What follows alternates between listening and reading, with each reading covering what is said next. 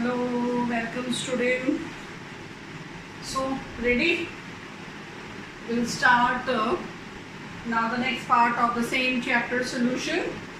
That is Henry's law.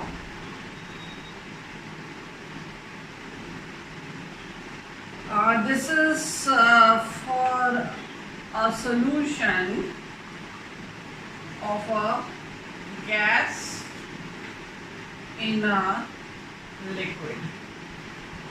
So far you have seen mainly that solid dissolved in a solvent, or you can say a solute which was non-volatile, and when it was dissolved in a volatile solvent we saw different laws and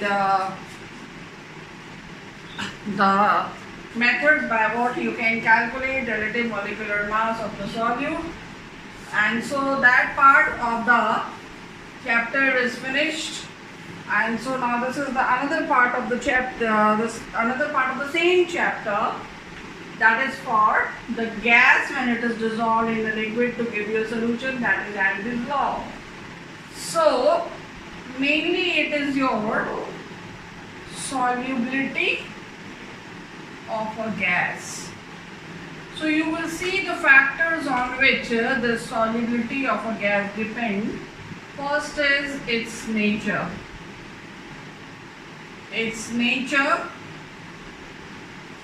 polar, non-polar, that is its nature. You will see that some examples later on. Second, the temperature at which this solution you are dissolving it, this solution is taking place. So temperature, and if we increase temperature, solubility decreases. So solubility, if symbolized by S, will be inversely proportional to the absolute temperature. And you know that's why that is boiled water tastes flat. When you boil water, all the gases, the temperature are increasing, the gases which are dissolved in it are out, and so water becomes devoid of these all gases, and so it is not having that good taste what it was having when the gases were dissolved in it. And the third factor on which the solubility depends is pressure. So solubility is directly proportional to pressure. Higher the pressure, more will be the solubility. The example of this, you have of your soda water, there is different cold drinks and all which you have. You know that at high pressure gases are dissolved in these drinks. As soon as you open the bottle, a hissing sound is heard. Why? Because you are in opening releasing pressure. Then gases which are more dissolved, when the pressure is released, they are coming out with a force, so producing hissing noise. Okay, so you have seen that here. So Henry has given a quantitative relationship. So a quantitative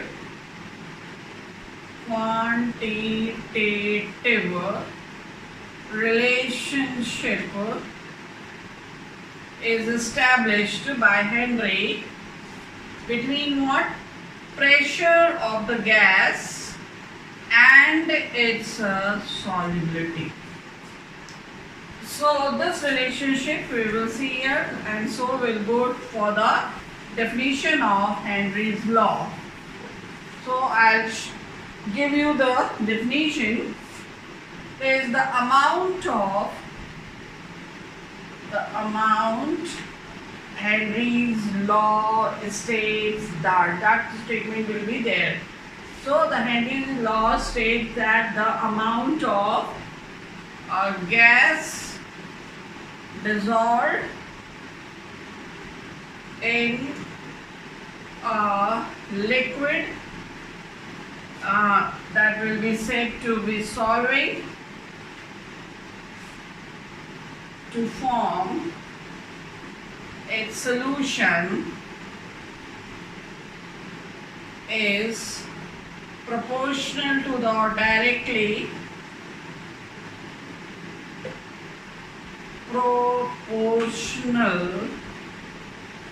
to its partial pressure, or you can say to partial to the partial pressure of the gas in solution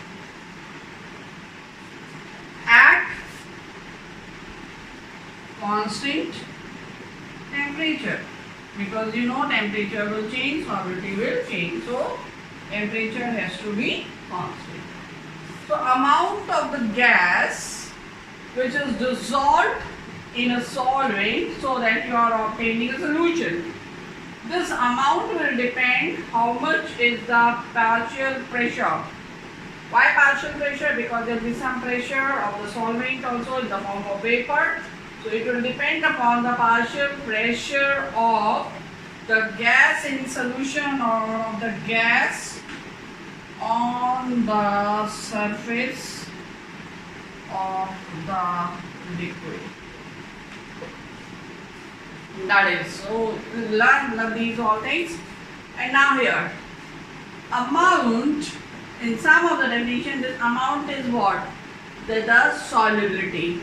So you can also define Henry's law by using the term solubility in place of amount. So you can say the solubility of a gas dissolved in a liquid to form its solution is directly proportional to the partial pressure of the gas on the surface of the liquid or in solution at constant pressure. So either you use amount or you use the word solubility. In place of amount or solubility, you can use the word concentration also. Concentration. The concentration of a gas dissolved in a liquid, same, everything is same. Partial pressure. So three terms I have used: amount, solubility, concentration. In this concentration, it could be your what? Molarity, but generally it is taken to be mole fraction. Mole fraction. So you can also define it by taking the term mole fraction of a gas. The mole fraction of a gas dissolved in a liquid, rest everything will be the same. So four ways to define: the amount of the gas, the solubility of the gas, the concentration of the gas, or the mole fraction of the gas. Here also you can little modify it, constant temperature, everything, partial pressure of the gas above the liquid or solution, that will be there when the gas and the liquid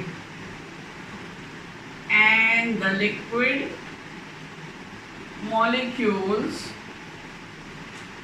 are at equilibrium.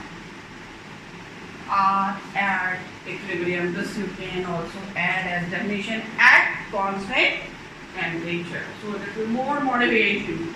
I hope you have understood. Everything will be the same, only you will add in the end when the gas and the liquid molecules are at equilibrium at the constant temperature. So these are various ways to define Henry's law, to express the quantitative relationship between solubility and the pressure of a gas when it dissolves in a solvent to give its solution. So according to Henry's law, what we have? Mole fraction of the gas. What is this? Mole fraction of a gas is directly proportional to the partial pressure. What is this? partial pressure of what? Of a gas. This is Henry's law. Okay, when temperature is constant. This is a symbolic presentation of Henry's law. So you will replace it by a constant. That constant P, partial pressure of the gas. Sometimes it is just simply written P of the gas when gas is in the form of vapor. Okay, so that is also there. So you will read it as partial pressure of the gas. This constant is symbolized as K at the base capital H, and this is called what? Henry's law constant. So what is KH? KH is Henry's law constant, or it is a function of the nature of the gas, or it is proportionality constant or function, also called partition coefficient. Partition coefficient. So KH is given these many names, or you can say these all names are on the basis of its function. So this is we have as Henry's law. So what is clear from the Henry's law? If we make KH the subject, we will have X gas on partial pressure of the gas. So what it is? Henry's constant is directly proportional to the mole fraction of the gas, but inversely proportional to the partial pressure of the gas. What does it mean? The value of this, as I told, this is function of the nature of the gas. So the value of KH will be different for different gases, one thing. So if KH will increase, the value of KH will increase, mole fraction of the gas which is dissolved in the liquid, that will also change. This is changing, this will change, this will increase, this will increase, this is decreasing, that will decrease. What is mole fraction? This is concentration. In the beginning we have seen the definition. This is also giving you idea about the solubility.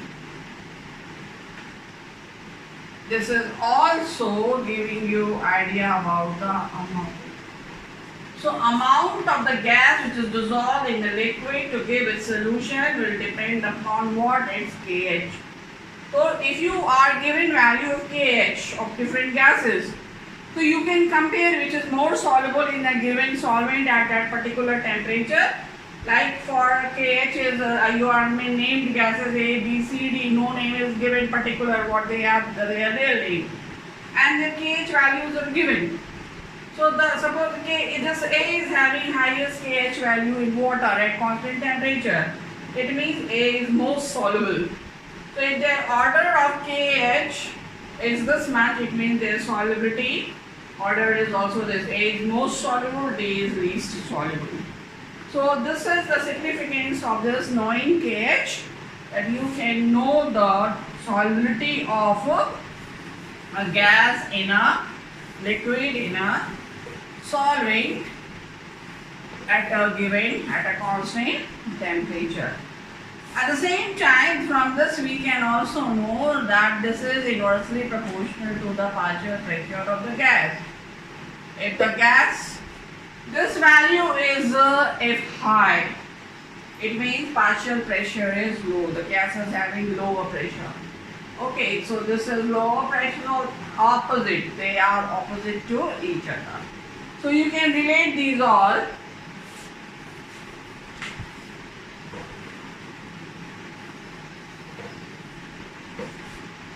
Now, applicability. Applicability or limitation. Limitation of Henry's law. What is first? It is applicable to the real gases. It is applicable or it holds good or true only for the ideal gases. It is applicable only to the ideal gases. So what about real gases? For real gases, it holds good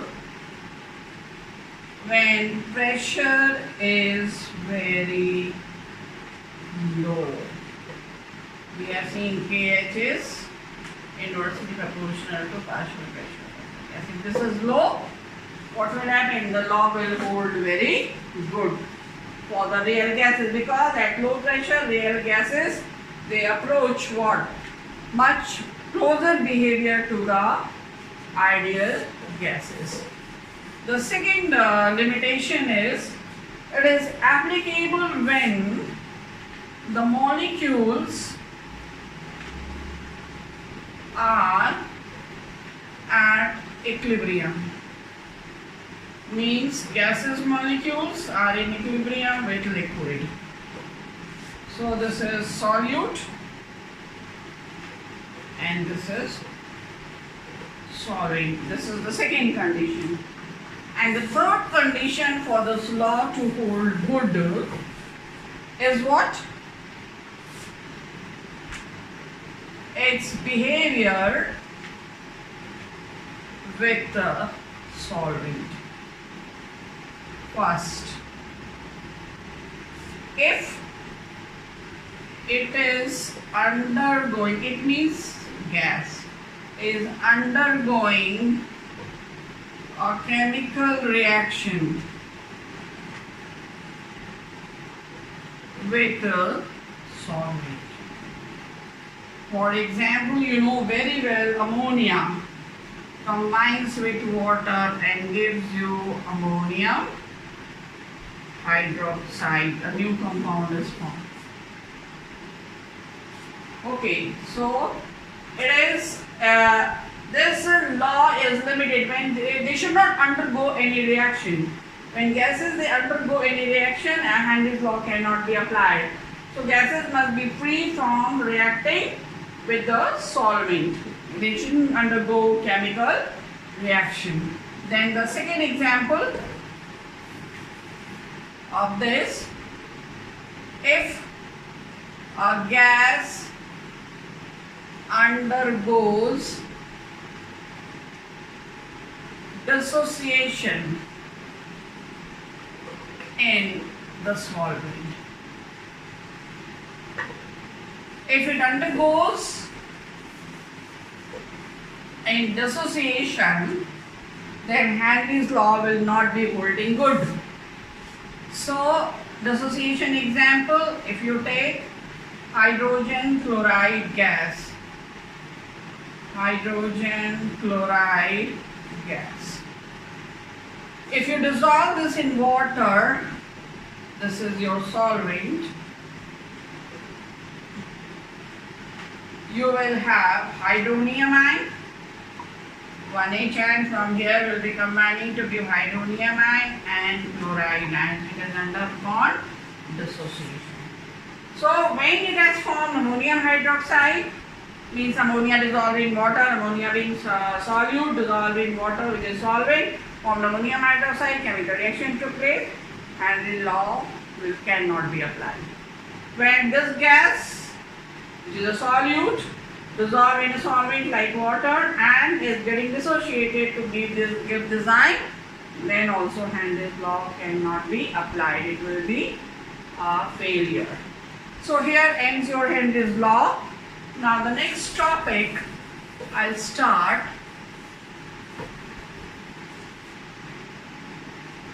The solution which is formed by two liquids.